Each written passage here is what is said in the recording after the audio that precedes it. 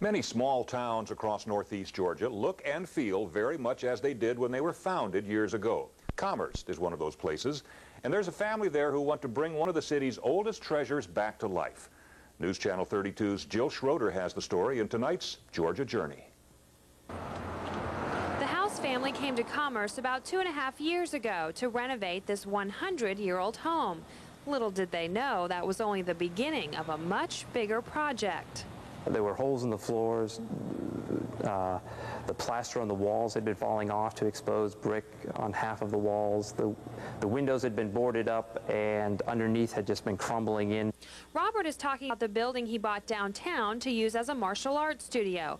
But it's much more than that. It's actually an old opera house from the early 1900s.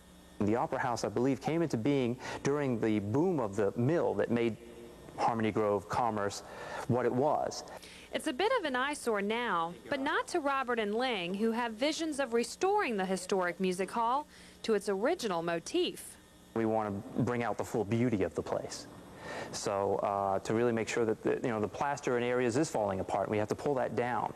And the roof is leaking, so we have to make it so it isn't. There are pigeons living in here. We have to evict them.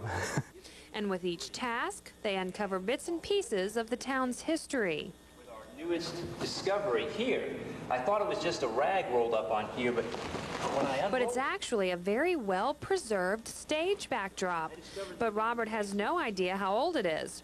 Actually, he doesn't know much about the Opera House except that it was only open about 10 years. But if anybody has any other relics of this building or pictures of it in earlier times, stories of the inside, maybe even pictures of the inside, because that's rare for us to be able to know what it really looked like in here, those would be really appreciated. Robert needs all the help he can get in finding out exactly when the Opera House was open, how it looked inside, and how he can best preserve such a beautiful piece of the town's history. In Commerce, Jill Schroeder, News Channel 32.